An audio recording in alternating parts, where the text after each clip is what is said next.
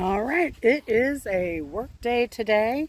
It is overcast, but still always protect your skin. You can get the worst burns on an overcast day. As a kid who grew up in Florida, I can attest to that. So, oh, sorry. Let's here. And the squash is doing wonderfully. I don't know what the deal is with these two, or three or four. I may have to replant some because we did get some cold snaps. These carrots, parsnips, they're coming up. You can see those babies. They are there.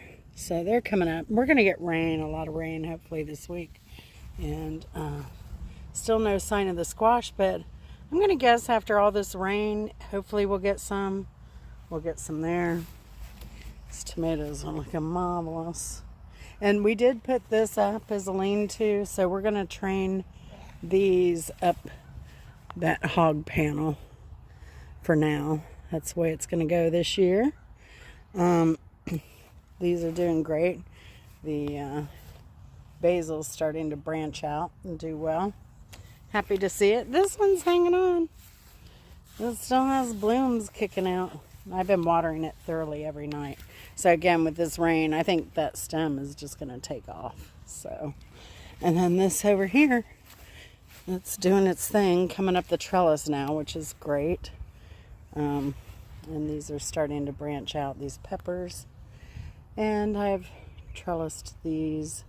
They're looking fine. So let's go look at the big mission today is to get some corn planted. So let's go check that out. All right, so Chris has been out here working. He got most of this mowed pretty short, and then we just pulled the plastic off. You know, we tarp this. So it's basically ready to plant. We haven't planted anything here in a while. So we'll see how this goes. Because, I mean, there's some debris here. So that's good. I mean, hopefully that'll provide some nitrogen in here. And then I plan on... Oh, there's a snake. I knew we'd find one. Let's see what we've got here. It's a little one. Is that a snake or a worm? No, it's a worm. Here I am, a worm farmer. I can't tell the difference. I don't have my glasses on. So...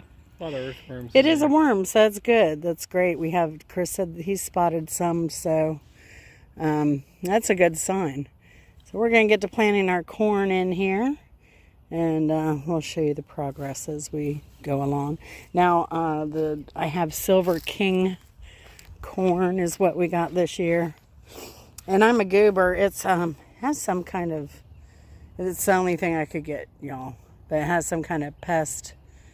I don't know, deterrent or something, but I soak seeds like this overnight often to get a better germination out of them, and it seems to have worked really well over the years, huh, honey? Mm-hmm. We've done it with beet seeds, pea seeds, corn, you know, some of your bigger seeds are, it's just a great thing to do, and you just get, I think, a lot less waste. You can do it with anything. Really. So, but because it has a pest thing in it, I decided I'd use a spoon to spoon it into the little crevice we're going to make for the seeds. So, let's get going. All right, I just wanted to let you know, we get this from Grower's Friend. They're a company out of Tennessee. This is their silage tarp. If you look under covers. And this is like a food grade plastic. It's heavy duty. We have used this 4 seasons, and there are a couple of holes here and there. We always leave it on the black side up to get the most heat to, you know, eliminate fungus, bacteria. But it still makes the animals happy. Obviously, you saw worms were crawling there. So there's still plenty of life there. But it, you know, it just makes life easy. So we've been using this. Now, I just saw where, Y'all help me if y'all watch farming channels. A couple from Missouri, Sarah and and I forget their homestead page, but the other product we have and I have intended to use is one that you can burn holes in. Now, Grower's Friend now has a product that automatically, it has holes, and you can buy the already holed weed barrier already made, and you can specify what distance you want between the holes. The problem is they just had a plant fire. They're down to one machine. So they canceled all orders, but they're trying to get that back. They said in a couple of weeks they should be back in production on that product. Now we have the ones that don't have the holes in it that we bought from them. And what Sarah and her husband helped another family do is get their farm garden ready, and with the tarp weed covering method. So what we need to do is, and what they're doing, like I could have skipped this, but I highly recommend it. We're going to plant corn and some other stuff in here. It makes that really easy.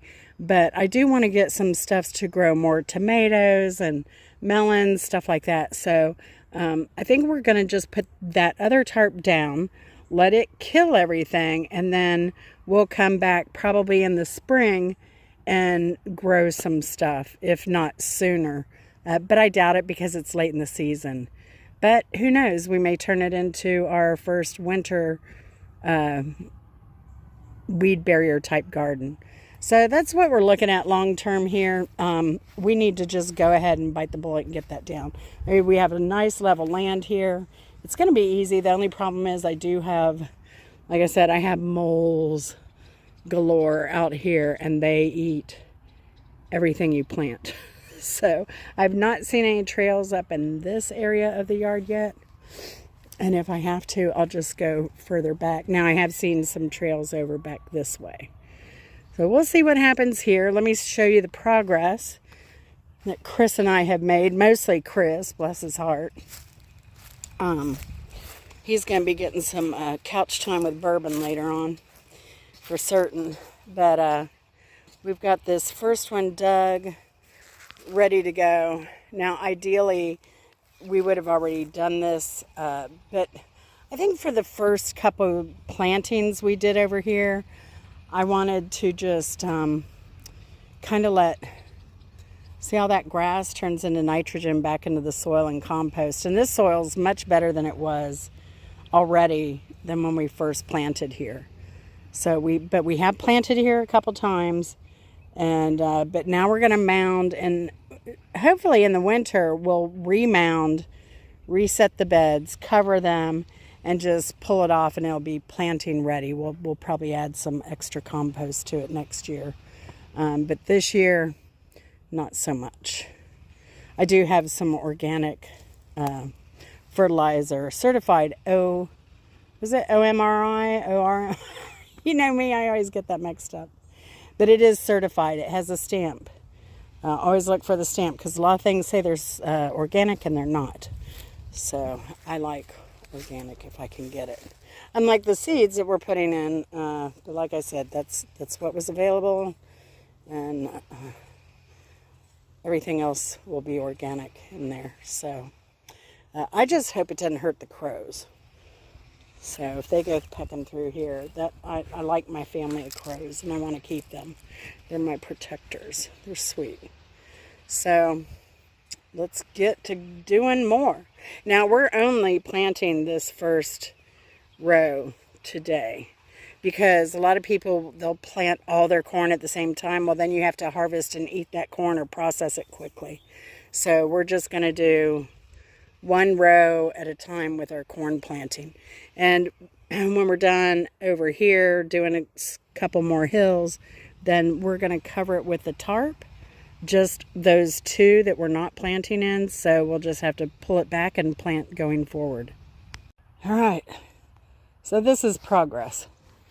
We have actually already planted this entire row. So this row here, planted with the Silver King corn, and we decided to do it in like a 5 dice configuration.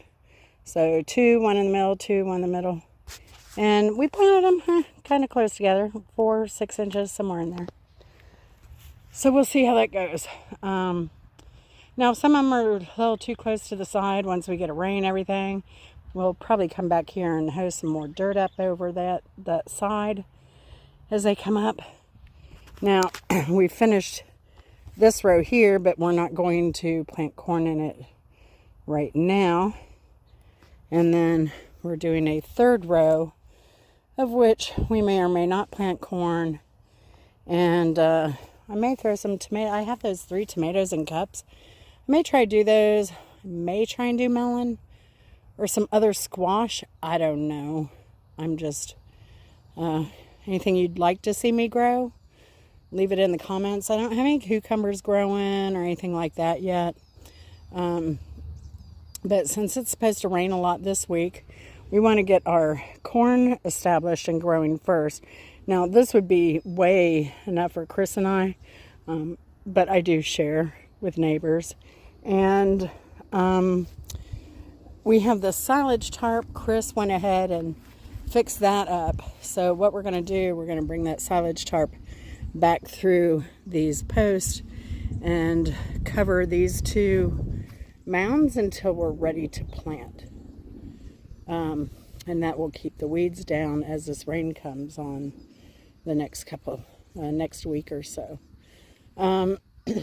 But now you look at it, looks like I have a boxing ring here. This is to keep deer out. And this is a brilliant method. So I've got these T-post and twine. And, you know, like I said, just like a boxing ring. And we come in and out of, you know, the rings like you would a boxing ring. And then I have these little posts here. And these posts go about, I don't know, 3 feet on the outside. And I'll run a twine around the outer edge of this. And the deer can't figure out how to clear this 3 foot out. You know, put it out a yard, a meter, or whatever. And it will deter the deer can't figure out how to jump it and land safely in the garden, so they just don't. And it is very effective. I think University of Virginia, West Virginia, Pennsylvania, one of those is where I first saw this. And they used it in a huge field as a deterrent, and it worked. So they said for years their fields would get decimated. So this is a great alternative. And like I said, I've used it. It worked for me. It's worth trying if you're always battling deer. So unfortunately, I can't do 2 acres like that. So, but I have been on baby deer patrol because that is what mainly comes up here and gets my blueberries and blackberries. And they'll hide behind that big fig there and come out when they think I'm not looking. So, anyway, look at these blueberries. They're really starting to blue up. Look at that. Not too ripe. No one's good. One of those. I'm going to get them all before Chris gets any. Poor guy. I've already had one off the low bush blueberry that's the earlier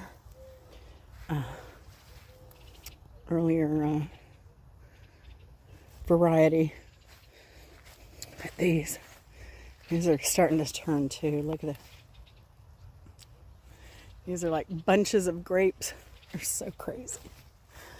There's some that may be under attack, but I don't know. Not all of them are fully ripe. We need another few days of this rain. Yeah, this is the early bush. Low bush. Thank you very much, birds, for leaving me a little bit All right, look at these blackberries. Look at that one's getting red already. A sea of blackberry. Oh yeah.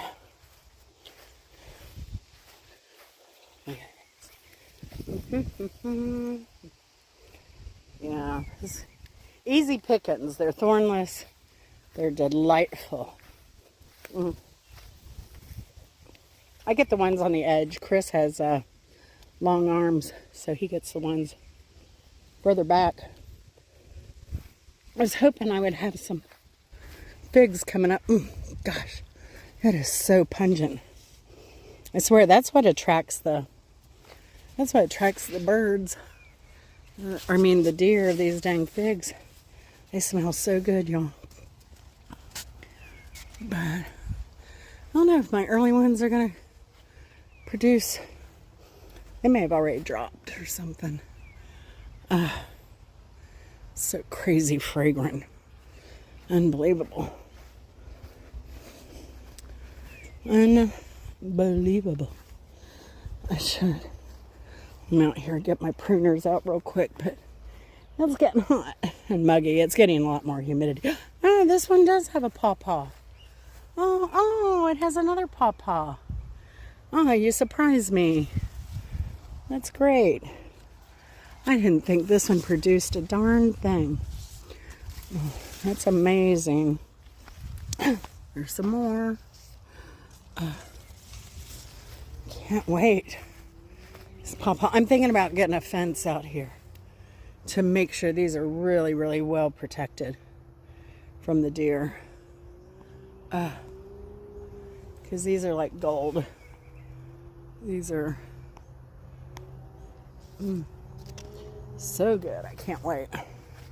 These figs, we'll see. They look a little bit bigger this year than they normally get. Interesting. Well, and peaches still have some hanging on. So that's good. I might get a couple. That would be, I don't know. I see some rot there because it's next to another one that's rotted. I think the same thing's happening way over there too. But that's all right. If nothing else, it is beautiful when it blossoms. Look at this. Look at how amazingly this tree is, I think it's the 4th year since I planted it. It's just covered with fruit. I'll say it every time. And my favorite tree of all time is the Fuyu persimmon. It never disappoints. Never, ever, ever. See, they get this. I guess the bugs get in there and like it. These are already hardened. They're really hard. But then I'll have something like this. It looks almost untouched. So I'm not looking for perfection. I will cut around anything that looks funky. But yeah, those look like they're getting ripe up there. And they're getting big. I may need a fruit picker.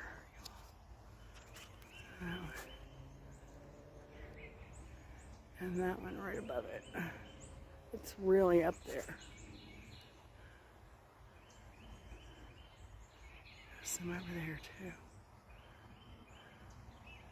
So yeah, I need to get a picker, I believe, for these babies. All right, let me go help Mr. Chris again. I think he's brought waters out for both of us. We're almost done. I'm ready to finish this project and get inside where it's cool and let Mr. Chris reward himself with that bourbon that's calling his name.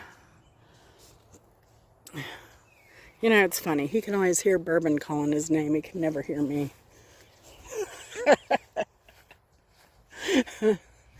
Oh, gosh.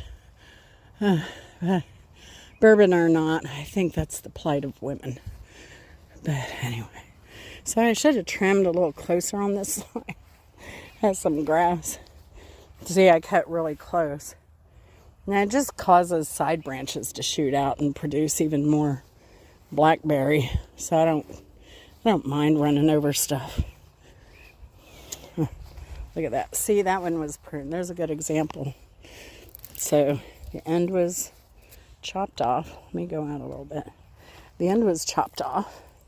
It was pruned. So what did it do? It started putting out all these side shoots and all these berries. So yeah, you just get a lot, way more when you prune those tips.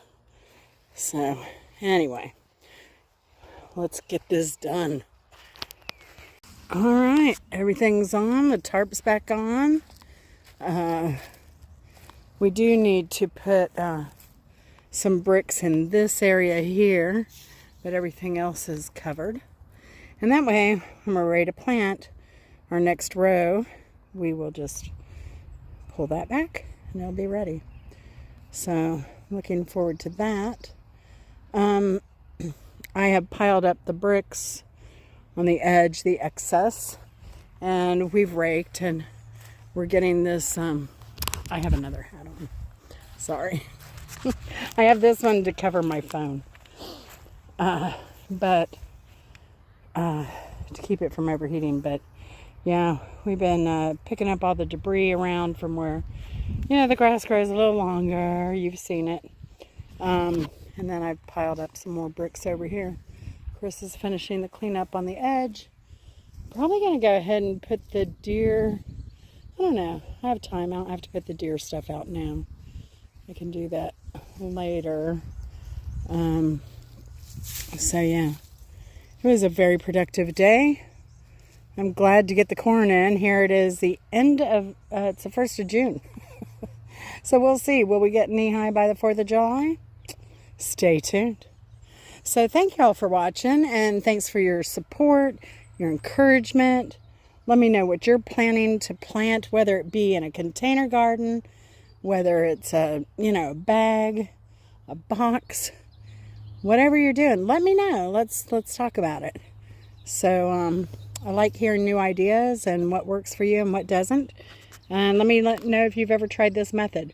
But thanks for watching. Like, subscribe, share. Love y'all. Have a great week. Bye.